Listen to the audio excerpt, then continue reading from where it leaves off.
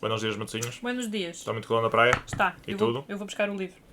Conta. Olha os fala. lá atrás. Olha os lá atrás. Então dizem, vi no Twitter, que dia 22 de agosto vai ser o aniversário de um senhor autor muito conhecido da ficção científica chamado Ray Bradbury e as pessoas estão a aproveitar. Eu gosto muito. A Cristina gosta muito. Eu também gosto. Já li bastante. Acho que se calhar até já li mais livros do Bradbury do que tu. É capaz. Então o pessoal está a fazer uma maratona para reler ou ler pela primeira vez o Fahrenheit 451. Nós vamos aproveitar para mostrar o livro do Fahrenheit 451 que nós temos aqui e falar um bocado sobre ele e as suas implicações para o mundo atual em que vivemos, consoante a conjectura política mundial. Portanto, o livro é este, Ray Bradbury, Fahrenheit 451, conta a história de um bombeiro. Vais contar a história? Vou contar a sinopse. Vai contar a sinopse. Não muito... Nós somos esse tipo de canal que lê a sinopse. Conta a sinopse. Epá, eu estou a tentar contar de cabeça. Tu estás-me a dizer para ter cuidado com os spoilers. Tenho de ver o que é spoiler, o que é que não está a sinopse. É um dos meus livros favoritos. História de um bombeiro que não apaga fogos. Spoiler alert. Tem a ver com livros, com destruição de livros, com o que é que os regimes fazem aos livros. Não querem que os livros continuem a ser espalhados, disseminados, não querem a troca de informação entre as pessoas, não querem que haja um marco histórico sobre o que é que aconteceu. Isto para todas as pessoas que amam livros é uma questão extremamente importante, porque nenhum livro deve ser destruído, mesmo aqueles que vocês não concordam muito com a sua autoria, porque são pontos de vista diferentes, devem ser armazenados historicamente, se bem que algumas pessoas não querem saber disso e estragam os livros, não é? Nomeadamente a minha luta e a Bíblia, por exemplo. Pá, a Bíblia tem direito de existir, a melhor obra ficcionada já uma vez escrita. É verdade, pronto. Bah. Prontos. Não, eu concordo com o conservar. Epá, não deixa de ser um marco da história, independentemente de ter sido bom ou mau. Só não me façam ler. Sim, não és obrigado a ler, mas é necessário que fique guardado, arquivado. Concordo. Para se alguém alguma vez quiser descobrir porque é que a história foi assim, estar lá, coisa. Que é para nós não termos, não repetir, não voltarmos, por exemplo, à Alemanha nazi, estás a ver, onde as pessoas foram destruídos, perseguiram várias minorias. Aquilo que está a renascer nos dias de hoje com o neonazismo? Exato. É isso que estás a falar, Filipe? Agora, como é que pessoas que seguiram isso e não fazem as linhas entre o que é que aconteceu e o que está a acontecer hoje em dia... Não bata, como é que é? A gota com a bota perdigota? com a perdigota. Não fazem as ligações. Bota com a perdigota. A primeira coisa que uma ditadura faz quando chega ao poder é controlar os mídia e controlar a informação. Portanto, qualquer pessoa que é dissidente da opinião é considerado terrorista, é posto num campo de concentração. Mesma coisa que está a acontecer com os uigur, ou lá como é que se chamam, na China. Mesma coisa que está a acontecer na Bielorrússia. Hoje em dia com um monte de gente a ser metida na prisão e torturada porque é contra o regime. Montes de regimes aí que estão a isso. E o Sr. Bolsonaro e o Sr. Trump estão a tentar fazer a mesma coisa. Pá, e as pessoas deviam abrir os olhos e perceber que nenhum Estado que é de extrema-direita, que está a tentar... Ou de extrema-esquerda, a China é comunista, também é extrema e também está a ter campos de concentração. Qualquer ismo é perigoso. Qualquer coisa que queira governar sem dar voz à democracia vai acabar por ter um controle da informação e vai acabar por ter campos de concentração e as minorias vão ser postas lá, quem concorda, concorda, quem não concorda, não concorda. E depois quem é que diz qual é que é a linha do que concorda e concorda? Não são vocês. Não são vocês. É o homenzinho que está lá no poder. É o que lhe dá na cabeça. Que supostamente fomos nós que elegemos. Prontos. Em Estado democrático. Só para frisar a importância em Estado democrático do voto. Okay? Só para frisar mais uma vez, novamente, de novo, a importância do voto. Pá, e há muita gente que vai atrás dos nacionalismos e que estão-nos a destruir a história. Na verdadeira democracia a história não é esquecida, a história não é destruída.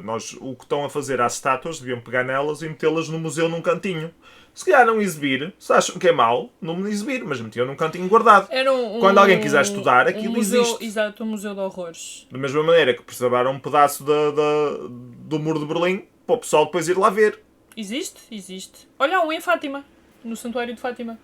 Pronto, pá, é importante manter a história, não esquecermos a história, independentemente se foi boa ou se é má, colonialismo, essas cenas todas.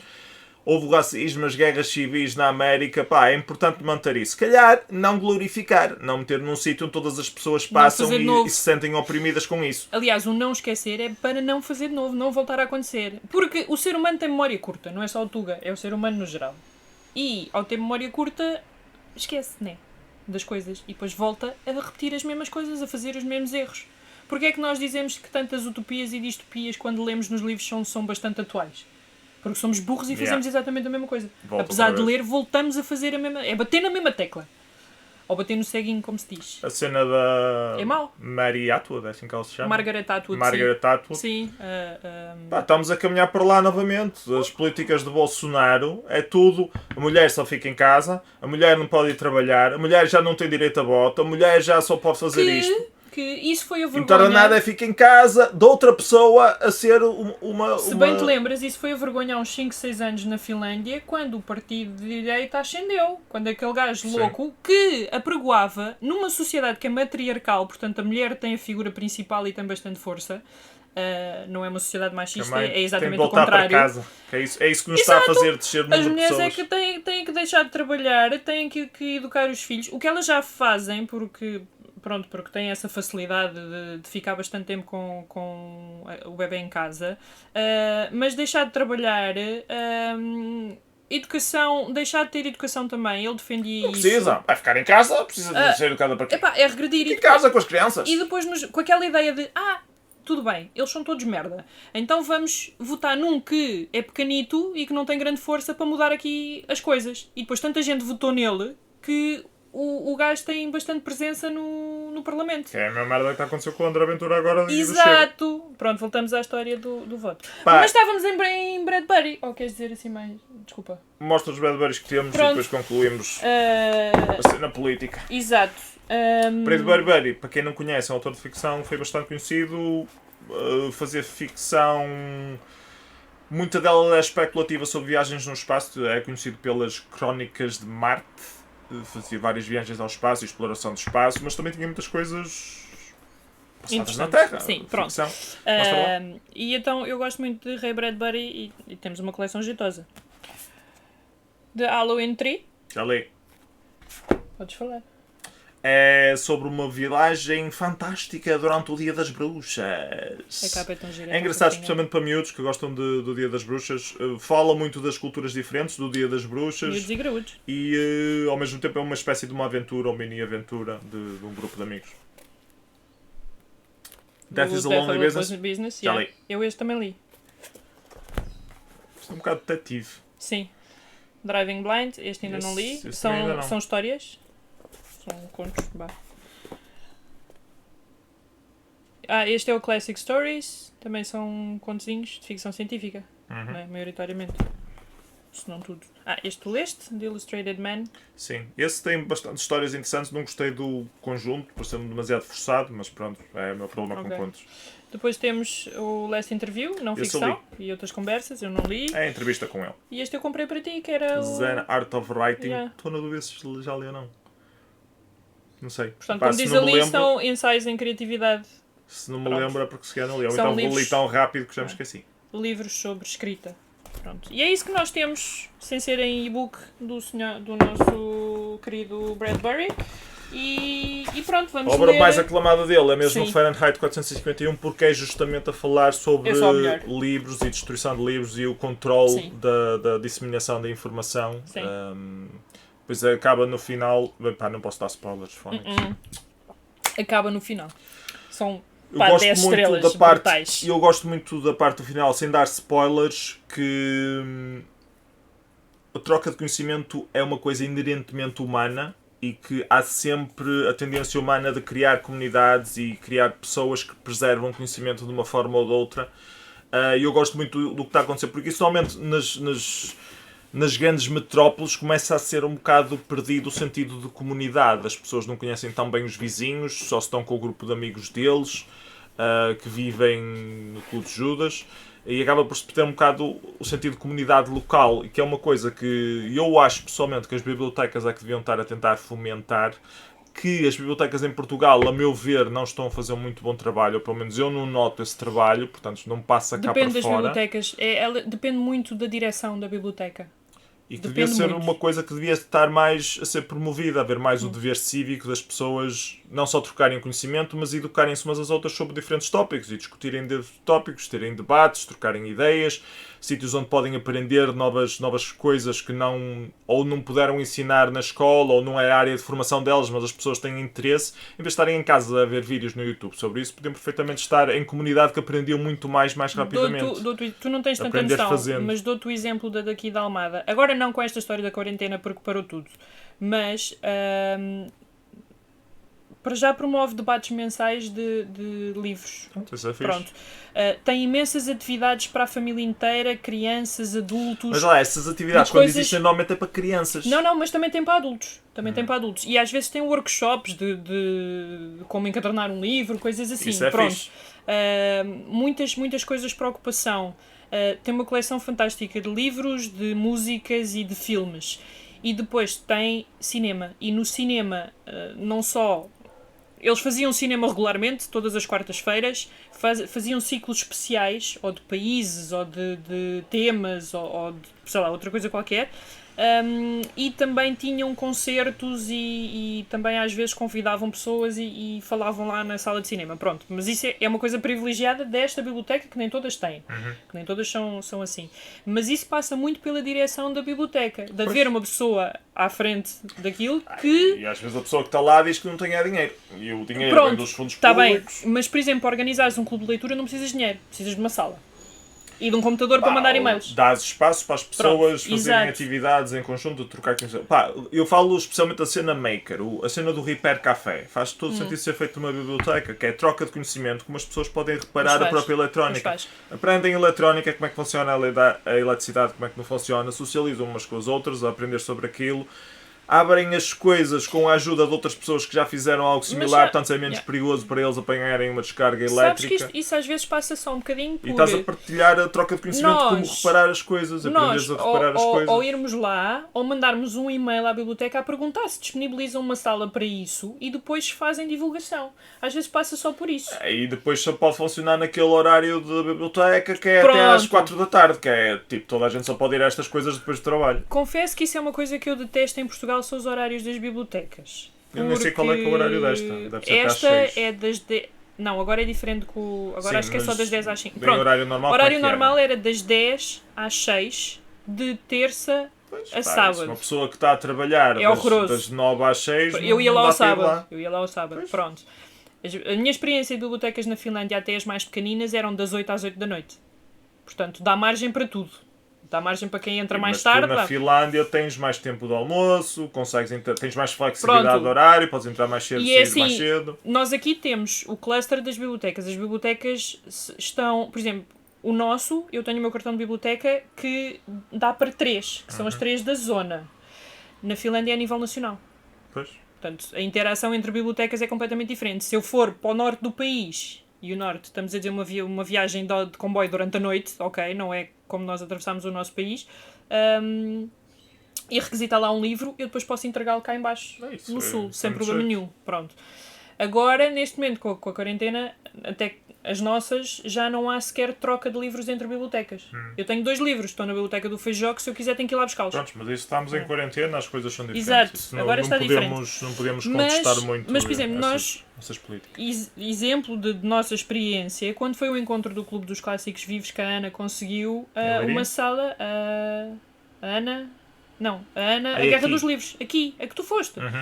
Conseguiu uma sala no Feijó. E ela disse que não foi problema nenhum. Chegou lá, perguntou se podia ser. É dentro do horário de funcionamento. Eles têm para ali 3 ou 4 salas sem ninguém fazer nada. Desde que não faz o barulho, forte. Até ao sábado de manhã eles têm menos gente. Pronto, porque aqui é ao lado de uma escola.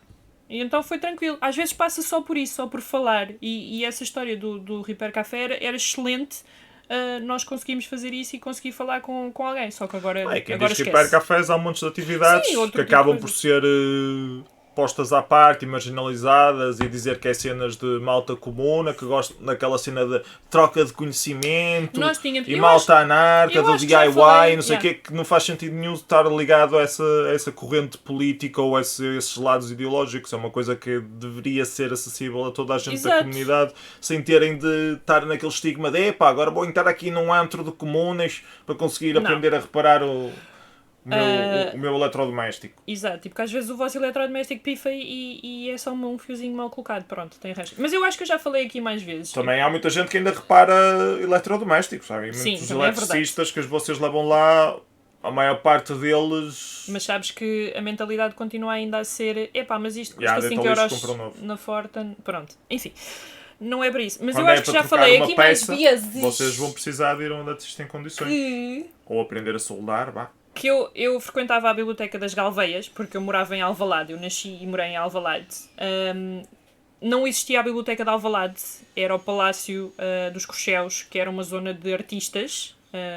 Eles tinham lá muitas atividades, eu fiz barro, aprendi a fazer barro e coisas assim, e a pintar. Atividades artísticas. As bibliotecas também podiam promover mais comunidades artísticas. Mas, trocar conhecimento. Mas a Biblioteca das Galveias tipo eu acho que fechava no verão, pelo menos em agosto. E então eu às vezes ia a uma... Aquilo não era bem uma biblioteca, era uma espécie de centro da juventude, eu não sei o nome daquilo. A biblioteca na Finlândia tem estúdios de gravação de música. É verdade. Onde é que tu tens isso em Portugal, meu? Já aí vamos. Que era na zona da Avenida de Roma. E essa, além de ter livros, e eu passava lá tardes inteiras, tinha uma televisãozinha, podíamos ver, na altura VHS, podíamos ver filmes, tinha uma zona de jogos, porque eu ficava a ler livros enquanto estava na fila para jogar, porque eu ainda não tinha consola a funcionar em casa. Jogos da biblioteca é que só deve dar barulho. Não, aquilo tinha uma zona mais... coisa. E já havia fones na altura. Mas os miúdos andam todos à porrada aqui em Campo. Não, mas aquilo era... Não, porque a gente chegava e com a senhora na entrada a gente registava logo. Tinhas ticket? Era logo. Eu assim, olha, eu quero jogar. Então tinhas a tua cena e ias para o teu cantinho. E eu às vezes ia ler, às vezes ia ver... E eles meia hora para estar ali a jogar? Já não me lembro, mas devia ser, sim. Eu lembro que a Biblioteca de Sintra também tinha isso e também tem uma zona também para filmes. Sim, a nova Biblioteca de Helsínquia, que até deu um documentário na RTP2, que eu vi o início e depois aquilo, pronto, já não consegui ver o resto porque Afonso, que foi a Iria, que até referiam numa live nossa, que ia dar. E então explica o porquê dessa Biblioteca Central de Helsínquia ter sido construída. E é uma coisa que é um projeto para estar vivo durante 150 anos. As pessoas de agora, os arquitetos e empreiteiros e não sei o quê, tentaram projetar o mundo daqui a 150 anos e fizeram um edifício que vai durar esses 150 anos. O que é uma cena, eles não têm maneira de certificar. Mas é brutal. Pronto, não interessa. Um bunker vai resistir à subida à subida da água do mar. Aquilo tem uma cena no andar do meio, que é uma zona onde tu entras e já está toda, parece que está mal acabada, que está em cimento, que está em reboco. Mas não, é mesmo para ser assim. Tem uns pilares. E depois tem uma zona assim inclinada, onde as pessoas se sentam como se fosse uma rampinha. Aí.